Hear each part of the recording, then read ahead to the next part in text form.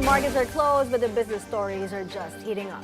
Hello, I'm Mai Rodriguez. Catch up with us on Business Brief.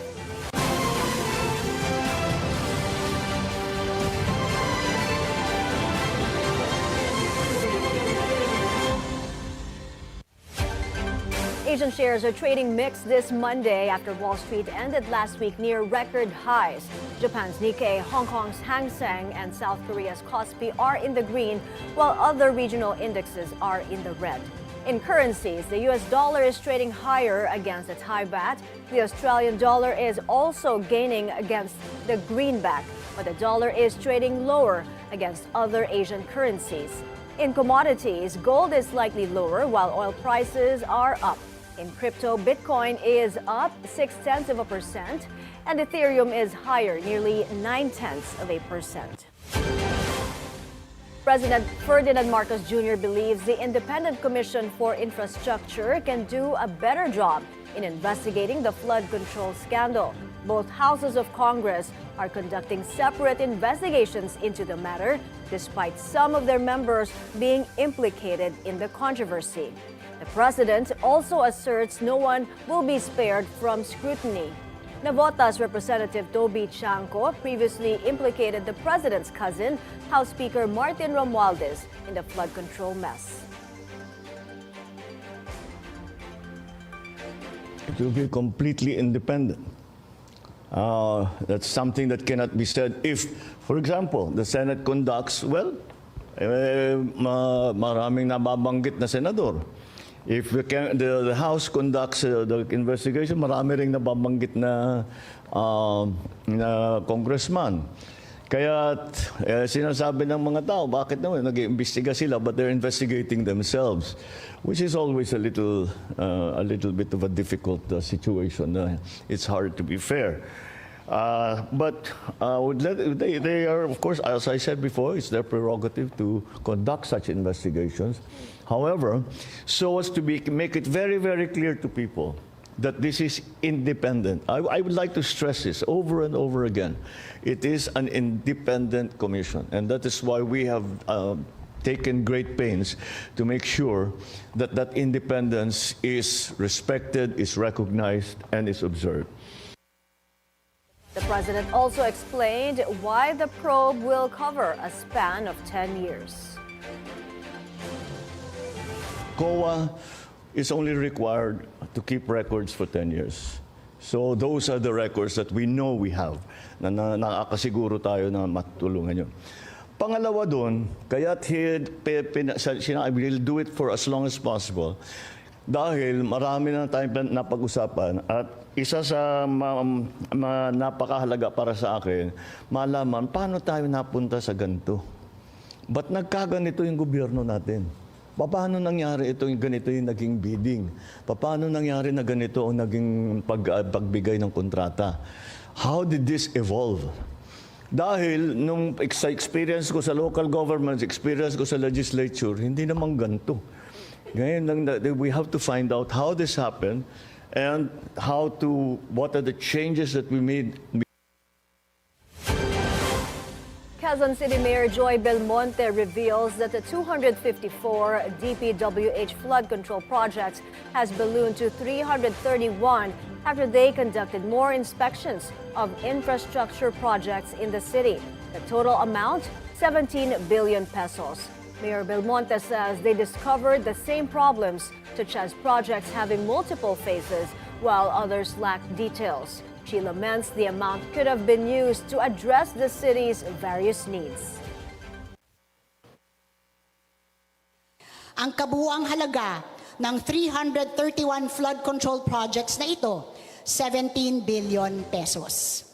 Malayo na sana ang inabot ng halagang yan. Nalutas na sana natin ang classroom shortage sa lungsod na 5,300 at magkakasurplus pa. Sa usaping primary healthcare facilities, aabot na sana sa 350 PhilHealth accredited centers ang naitayo kung ito ay nagamit para dyan. Kung naging pabahay naman ito, katumbas na sana ito ng 14,167 housing units para sa aming informal settler families. Kung inilaan ito sa aming science-based at data-driven drainage master plan na pinaghirapan ng mga eksperto sa UP Resilience Institute na pinamumunuan ni Dr. Mahar Lagmay, natapos na sana ang 2/3 ng mga proyektong isinusulong natin sa master plan na yan. Business groups are showing support for both the Independent Commission on Infrastructure and the people's right to air their grievances over the flood control scandal. Paulo Barcelon joins us live from Mandaluyong for the details. Hi, Paulo. So what are these groups saying about this latest move from Malacanang? Hi, Mai. The Makati Business Club says it supports the formation of the Independent Commission tasked to find the main culprits of the flood control mess. MBC Executive Director Rafael Apa Ongpin told the Bilyonaryo news channel that the group is composed of people with integrity. Ongpin says that the presence of former Public Works Chief Rogelio Singson, who has extensive private and public sector experience, will help make sure the commission do its tasks effectively. We've actually been working with him on this issue. No, he's a member of, the various budget initiatives to see how we can fix the budget process so that we avoid these sort of insertions. Ongpin adds government should start fixing up its bidding processes so that firms with the necessary know-how and expertise are given high-impact government infrastructure projects. We have to ask ourselves why. Why isn't it that we would get a DMCI, an EEI, a megawide, and so on, kind of bidding for these projects? The answer is obviously because they don't want to be involved in the corruption. It's a very corrupt process, and that makes it. From a business standpoint, it's already unethical or whatever. It's illegal. Meanwhile, the Federation of Philippine Industry says adherence to the Philippine national standards should be a non-negotiable. FPI Chairperson Elizabeth Lee says that only by following standards such as those implemented for cement and steel can ensure durable, safe, and resilient public infrastructure.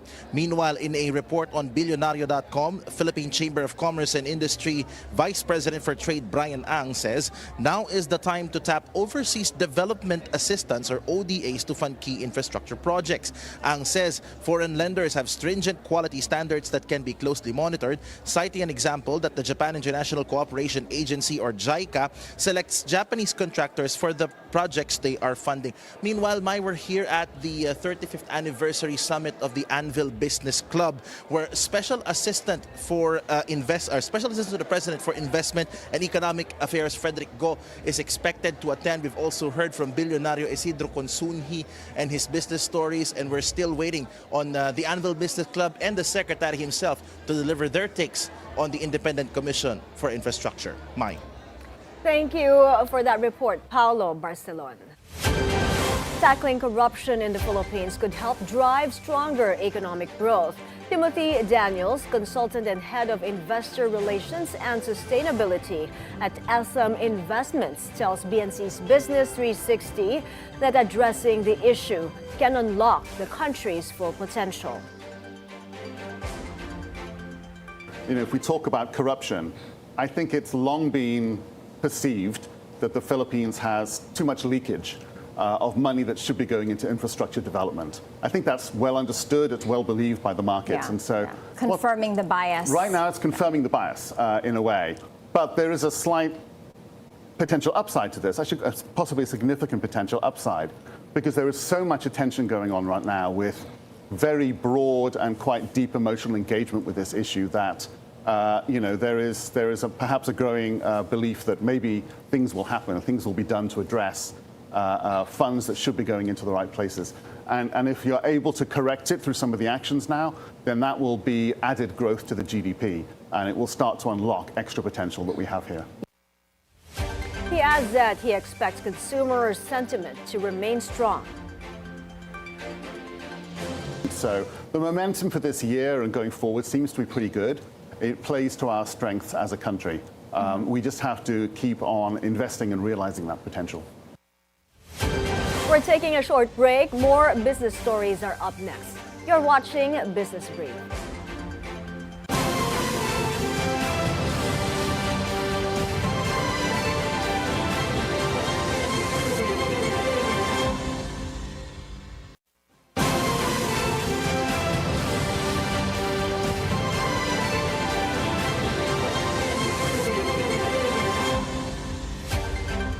External debt climbs to $148.87 billion in the second quarter, highlighting the country's growing reliance on foreign borrowing.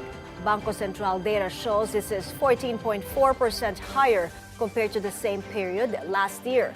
The BSP says the increase comes from the national government's bond issuances and foreign financing tapped by local banks.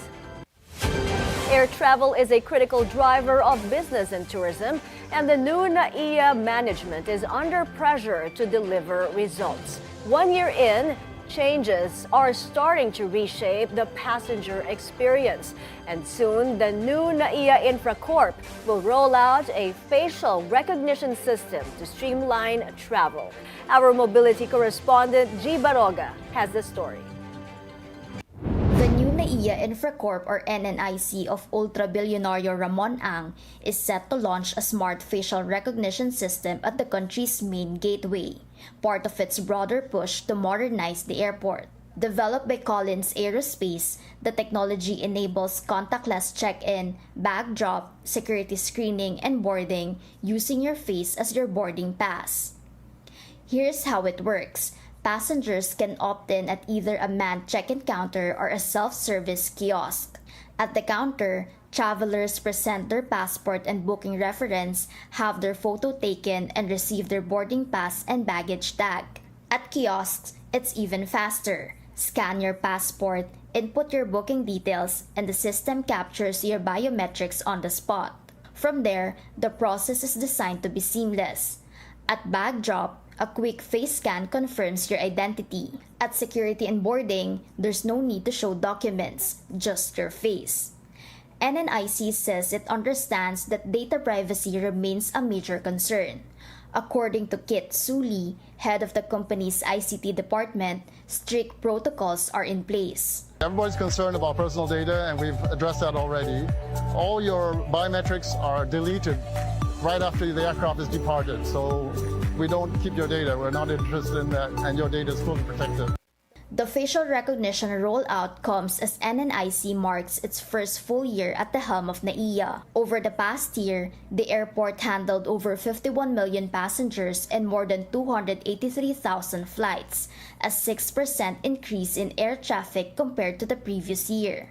NAIA also posted a record 92% on-time performance in a single day, a feat credited to airside improvements that enabled more domestic and international flights. Today, 47 airline partners operate through NAIA's terminals. Inside, facilities have been upgraded, from new seats and trolleys to renovated restrooms, stronger air conditioning systems, and faster 10G Wi-Fi. There's also a new dedicated OFW lounge at Terminal 3 with another opening soon in Terminal 1.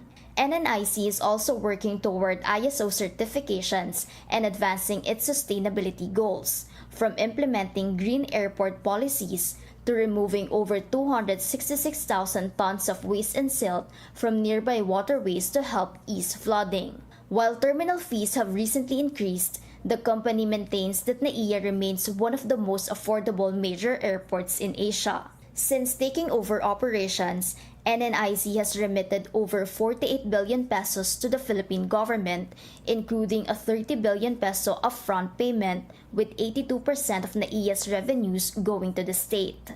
In a statement, RSA credits the turnaround to teamwork, discipline, and the dedication of the airport workforce. He says the company remains committed to building on these initial gains and continuing efforts to modernize NAIA. Once considered among the world's worst airports, NAIA is beginning to chart a new course, one phase at a time. For BNC Mobility, G. Baroga. Davao City Acting Mayor Sebastian Baste Duterte files kidnapping and other criminal charges before the Ombudsman for Mindanao against Interior Secretary John Vic Remulla, Defense Chief Gilbert Chodoro, Justice Secretary Jesus Crispin Remulla, National Advisor or National Security Advisor Eduardo Año, as well as several police generals, a prosecutor, and unidentified John Does. The complaints stem from the alleged illegal arrest of his father, former President Rodrigo Duterte. FPRRD was flown to The Hague in the Netherlands last March to face charges of crimes against humanity before the International Criminal Court over his bloody drug war. Justice Secretary Crispin Remulla brushes off the kidnapping charges filed by Sebastian Duterte. Remulla says the case is an attempt to derail his candidacy for the office of the Ombudsman. He also accuses the younger Duterte of forum shopping. They're really timing it in that way that will make it impossible for, they want to make it impossible for the JBC to get the requirements that they have to submit. And ganun talaga yan. It's really an organized effort for them to shoot down my candidacy as Ombudsman. Remulla's name appears on the official list of Ombudsman applicants released by the Judicial and Bar Council, despite online reports claiming he was disqualified. President Marcos leads the Energy Department and Citicorp Renewable Energy Corporation in the ceremonial switch-on of Citicorp Solar Batangas 1 today. The project marks another step in the government's push for pure renewable energy.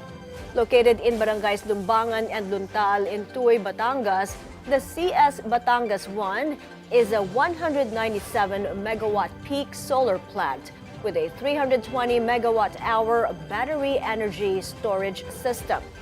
This allows it to supply power beyond peak solar hours, providing steady baseload electricity. Once fully operational, it is expected to cut carbon emissions by more than 265,000 tons and power around 158,000 households. The project forms part of Citicorp's plan to deliver 5 gigawatts of renewable capacity within 5 years, supporting the country's goal of 50% renewable energy share by 2040. We're taking another breather, a look at how Philippine shares did today. When we return, stay tuned.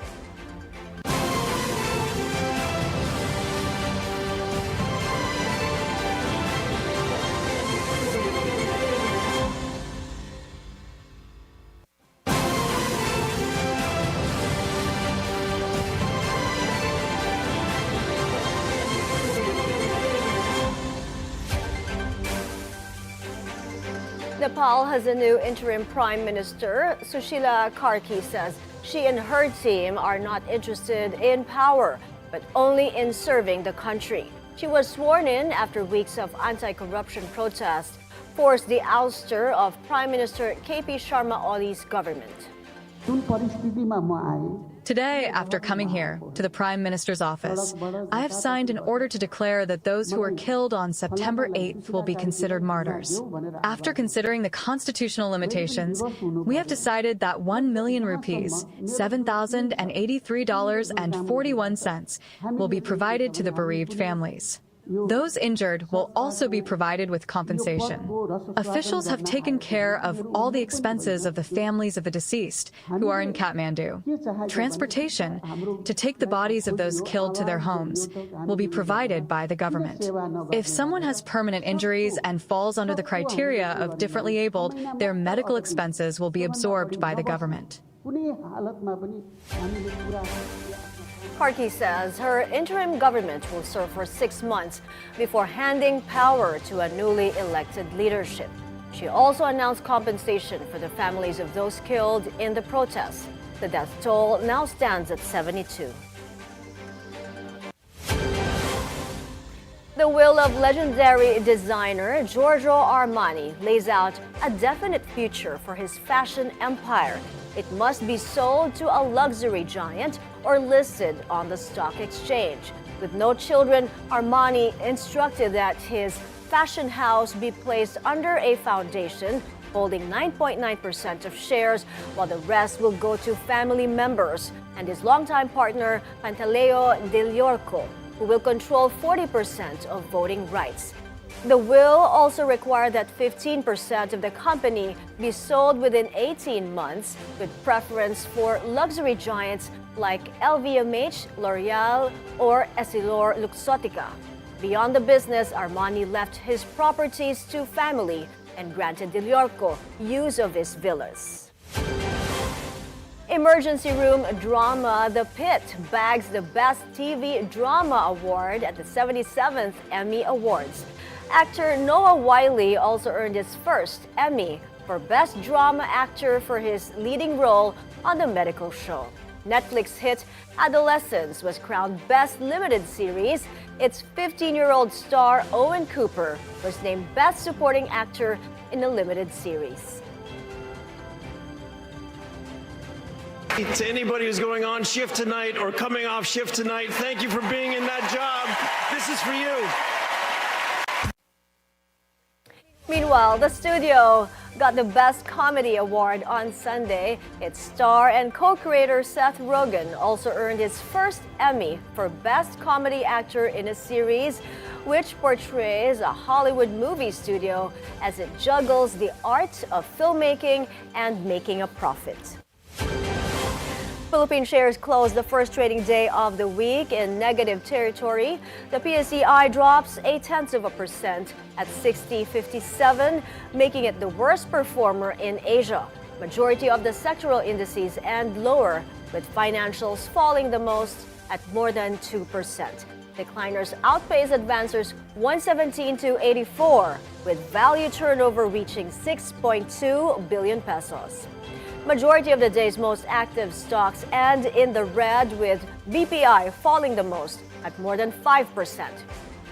In currencies, the peso trades at 57.27 to the dollar, down from the previous close of 57.10.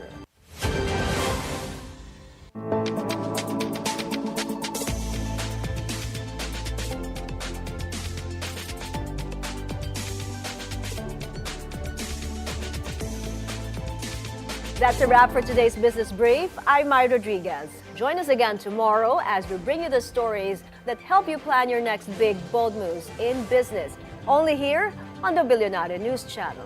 See you then.